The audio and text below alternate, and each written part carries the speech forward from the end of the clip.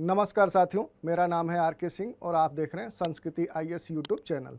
आज हम अपने करंट अफेयर एनालिसिस में बात करेंगे कोप 28 की, यानी कि संयुक्त राष्ट्र जलवायु परिवर्तन सम्मेलन की, और इसी विषय के संदर्भ में इसके विभिन्न पहलुओं की आज हम चर्चा करेंगे। तो ये जो समाचार है ये अलग अलग देश के समाचार पत्रों में प्रकाशित हुआ है। इन्हीं समाचार पत्रों में से इंडियन एक्सप्रेस की हेडलाइंस को हम अपने विश्लेषण का आधार बनाएंगे। तो सबसे पहले हेडलाइंस देख लेते हैं।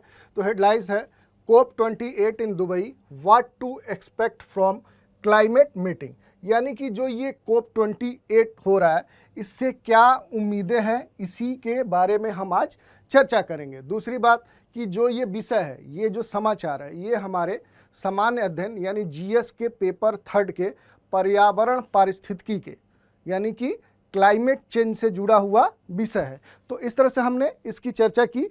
अब हम बात कर लेते हैं कि आज हम अपने चर्चा में प्रमुख रूप से किन बिंदुओं की बात करेंगे।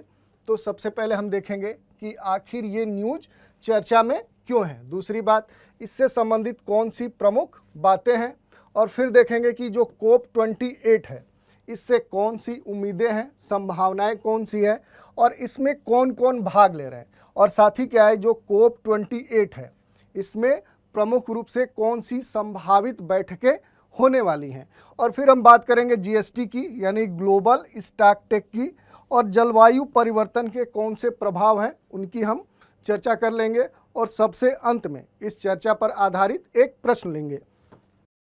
अब बात कर लेते हैं कि आखिर ये न्यूज़ चर्चा में क्यों है।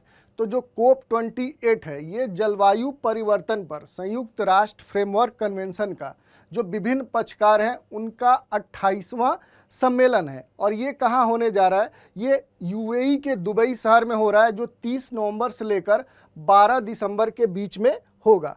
तो ये न्यूज़ थी। अब इससे संबंधित कुछ प्रमुख बातों की हम चर्चा करें तो जो संयुक्त राष्ट्र जलवायु परिवर्तन सम्मेलन है ये प्रत्येक वर्ष होता है, और विश्व में जलवायु परिवर्तन पर यह दुनिया का एकमात्र बहुपक्षीय निर्णय लेने वाला प्लेटफॉर्म है, यानी कि मंच है, जिसमें दुनिया के प्रत्येक देश लगभग पूर्ण सदस्य हैं। साथ ही क्या है, यहाँ पर दुनिया जलवायु संकट से निपटने के विभिन्न तरीकों पर बात करने के लिए और सहमत होने के लिए इकट्ठा होती है। अगर उदाहरण की बात करें तो जैसे क्या है कि वैश्विक जो तापमान वृद्धि है इसको 1.5 डिग्री सेल्सियस तक सीमित करने की बात हो, या फिर क्या है जो कमज़ोर समुदाय हैं या फिर जो अल्प विकसित या विकासशील राष्ट्र हैं उनके जलवायु परिवर्तन के प्रभावों के अनुकूल होने में मदद प्राप्त करने की बात हो, या फिर वर्ष 2050 तक उत्सर्जन को शून्य करने की बात हो। तो इस प्रकार के मुद्दों की यहाँ पर चर्चा होती है। तो ये हमने देख लिया। अब बात कर ले कि जो कोप 28 है इससे कौन सी उम्मीदें हैं। तो सबसे पहली बात है कि ऊर्जा और उचित संक्रमण दोनों को तीव्र करने की उम्मीद लगा रखी है सरकारों ने। दूसरी बात कि जो बड़े पैमाने पर उत्सर्जन होते हैं उनमें क्या है कि अंतर देखा जाता है। जो विकसित राष्ट्र है और जो पिछड़े देश या क्षेत्र हैं या अल्प विकसित हैं इनके बीच क्या है कि उत्सर्जन में एक बड़ा अंतर है। इस अंतर को भी कम करने की बात की जा रही है। दूसरी बात क्या है कि सरकारें कोप 28 में जो वैश्विक स्टॉकटेक है इस पर भी बड़ा निर्णय ले सकती हैं।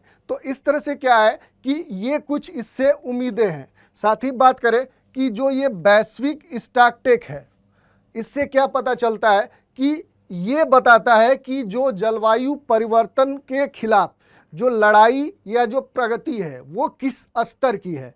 तो इस तरह से क्या है कि इससे संबंधित ये कुछ प्रमुख बातें हैं। साथ ही क्या है कि इसमें ये भी उम्मीद रखी जा रही है कि जो नवीकरणीय ऊर्जा है ये क्या किया जाएगा कि ये पहले से बढ़ाया जाएगा। जैसे अगर उदाहरण की बात करें तो वर्तमान में क्या है कि दुनिया भर में नवीकरणीय ऊर्जा की जो कुल स्थापित क्षमता है वो 34,000 गीगावाट है, और इसे वर्ष 2030 तक 3 गुना करने की बात की जा रही है।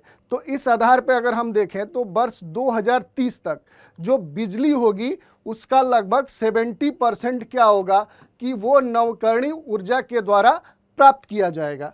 अब बात कर लेते हैं कि कोप 28 में कौन भाग लेंगे, तो क्या है कि इसमें लगभग 70,000 प्रतिभागी भाग लेंगे। साथ ही क्या है कि जलवायु परिवर्तन पर जो संयुक्त राष्ट्र फ्रेमवर्क कन्वेंशन है, इसके जो सभी 199 दल हैं, इनके प्रतिनिधि मंडल भी भाग लेंगे। तो ये हो गए कि कौन प्रतिभागी हैं। अब बात कर लेते हैं कि कोप 28 में संभावित कौन सी बैठकें होने वाली हैं। तो इस सम्मेलन में क्या है कि पेरिस समझौता और जो क्योटो प्रोटोकॉल है, इनके 3 निर्णय लेने वाले जो निकाय हैं, इनकी वार्षिक बैठक होने वाली है। पार्टियों के सम्मेलन की ये 28th बैठक भी इसमें होगी और जो पेरिस समझौते के विभिन्न पक्षकार हैं, इनकी बैठक के रूप में कार्यक्रत जो कोप की 5वीं बैठक है, ये भी इस सम्मेलन में होने की संभावना है। और जो कोप की 18वीं बैठक क्योटो प्रोटोकॉल के पक्षकारों की बैठक के रूप में कार्य कर रही है, उसकी भी इसमें बैठक होगी। और इसके कार्यान्वयन के लिए जो सहायक निकाय हैं, उनकी 59th बैठक होगी। और वैज्ञानिक और तकनीकी सलाह के लिए सहायक निकाय की ये 59वीं बैठक भी इस कार्यक्रम के दौरान होने की संभावना है।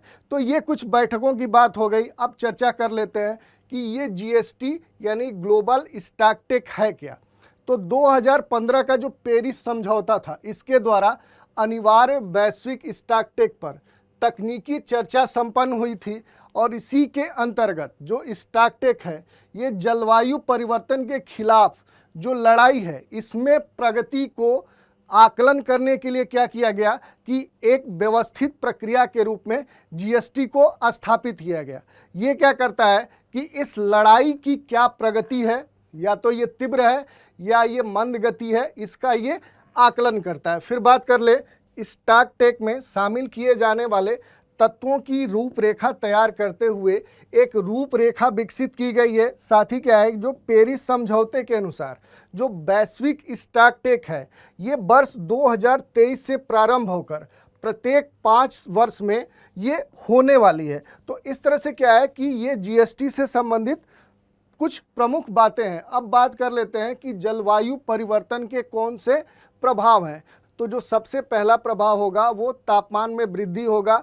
और इस तापमान में वृद्धि से क्या होगा कि बर्फ़ पिघलेगी और इससे क्या होगा कि जो सागरी जलस्तर है उसमें वृद्धि होगी और जो तटीय क्षेत्र होंगे वो जलमग्न हो जाएंगे। साथ ही क्या होगा कि महासागरीय अम्लीकरण में वृद्धि होगी और जो वर्षा प्रतिरूप है वो परिवर्तित हो जाएगा और इसका प्रतिकूल प्रभाव कृषि पर पड़ेगा। और साथ ही क्या है कि जैव विविधता को भी नुकसान पहुंचेगा और स्वास्थ्य संबंधित विभिन्न समस्याएं उत्पन्न हो जाएंगी। और इन सारे कारणों से क्या होगा कि समाज और अर्थव्यवस्था पर प्रतिकूल प्रभाव उत्पन्न होगा और बुनियादी जो ढांचा है वो हमारा कमज़ोर हो जाएगा। तो इस तरह से क्या है कि ये कुछ प्रभाव थे। अब बात कर लेते हैं कि आज की चर्चा पर प्रश्न की। तो प्रश्न क्या है कि 2015 में पेरिस में जो यूएनएफसीसी की बैठक थी, इसमें समझौते हुए थे। इसी के संदर्भ में कुछ कथन दिए गए हैं। पहला कथन क्या है, इस समझौते पर संयुक्त राष्ट्र के सभी सदस्य देशों ने हस्ताक्षर किए और यह 2017 में लागू होगा।